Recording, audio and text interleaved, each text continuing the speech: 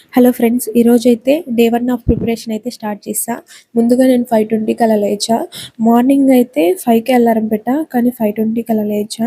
కొంచెం మనం లేయడానికి ముందే పెట్టుకుంటే మనం కొంచెం లేస్తాము. ఆ తర్వాత నేనైతే విండో అయితే ఓపెన్ చేశా. బయటంతా చల్ల గాలి ఉంది. కొంచెం విండో అయితే ఓపెన్ చేసి పెట్టా గాలి కోసము.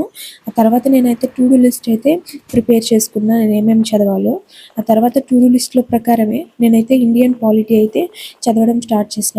అందులో నాకు లిఖిత రాజ్యాంగం అంటే ఏంటి, అలిఖిత రాజ్యాంగం అంటే ఏంటి, అధికార వృత్తాకరణ సిద్ధాంతం అంటే ఏమిటి, వాటి గురించి అయితే కొంచెం తెలుసుకున్నాను. నేను ఇప్పుడిప్పుడే చదువుతున్నా కాబట్టి ఇవి నాకు కొంచెం చదవడానికి టైం అవుతుంది, టైం తీసుకుంటుంది అర్థం చేసుకోవడానికి. ఎందుకంటే కొన్ని కొన్ని పదాలు తెలియదు కాబట్టి.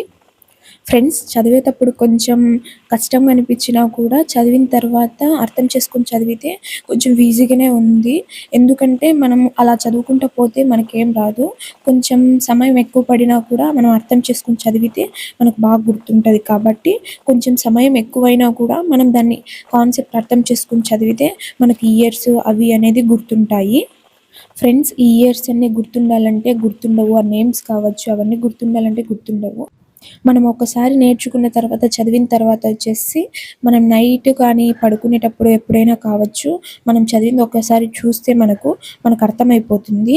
ఆ తర్వాత వీక్‌లో ఒక్కసారి మనం చదివిన టాపిక్స్ అన్నీ చూసుకుంటే మనకు బాగా గుర్తుంటుంది కాబట్టి మనం ఆ విధంగా అయితే చదవాలి. ఏ రోజు చదివిన తర్వాత ఆ రోజు నైట్ కానీ మార్నింగ్ కానీ ఒకసారి చూడాలా. ఆ తర్వాత వీక్‌లో సండే కావచ్చు, అలా మొత్తం మనం చదివినవన్నీ ఒకసారి చూసుకుంటే మనకు సరిపోతుంది. ఫ్రెండ్స్, నేనైతే కాలేజ్‌కెళ్ళొచ్చిన తర్వాత మళ్ళీ ఇండియన్ పాలిటీ చదవడం స్టార్ట్ చేసిన. కొంచెం ఆ ఇయర్స్ అవి మార్నింగ్ చూసింటే మళ్ళీ ఒకసారి ఈవినింగ్ చూద్దామని. ఎందుకంటే నాకు నిజంగానే ఆ నేమ్స్ అన్నీ గుర్తులేవు. అన్ని నేమ్స్, ఆ ఇయర్స్ ఏం గుర్తులేవు. కాబట్టి మళ్ళీ ఒకసారి చూద్దామని నేనైతే తీసా. మనం ఒకసారి చదివిన తర్వాత మనం వాటిని మళ్ళీ చదవకపోయినా జస్ట్ అలా చూసినా కూడా మనకొక ఐడియా వస్తది, గుర్తొస్తది. ఆ తర్వాత నేనొచ్చేసి స్పోకెన్ ఇంగ్లీష్ అయితే తీసుకున్నా. ఎందుకంటే స్పోకెన్ ఇంగ్లీష్‌లో టెన్సెస్ అయితే నేర్చుకోవడానికి మనకు అన్నీ వచ్చినట్టే ఉంటాయి, కానీ ఏం రావు నిజానికి. అందుకే నేనైతే స్పోకెన్ ఇంగ్లీష్ కూడా ఫస్ట్ కాంచి నీట్‌గా నిదానంగా నేర్చుకోవాలనైతే స్పోకెన్ ఇంగ్లీష్ తీసుకొని వాటిల్లో టెన్స్‌లు అయితే నేర్చుకోవడానికైతే తీశాను.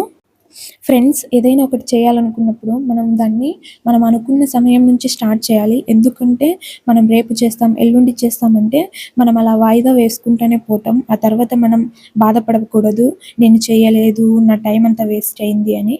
కాబట్టి ఏదైనా ఉంటే మనం కొంచెం ఆలోచించి చూసుకోవాలి. ఫ్రెండ్స్, నేను ఈరోజు అనుకున్నవన్నీ చదవలేదు. టెన్స్‌లయితే మిగిలిపోయాయి. Boy friends.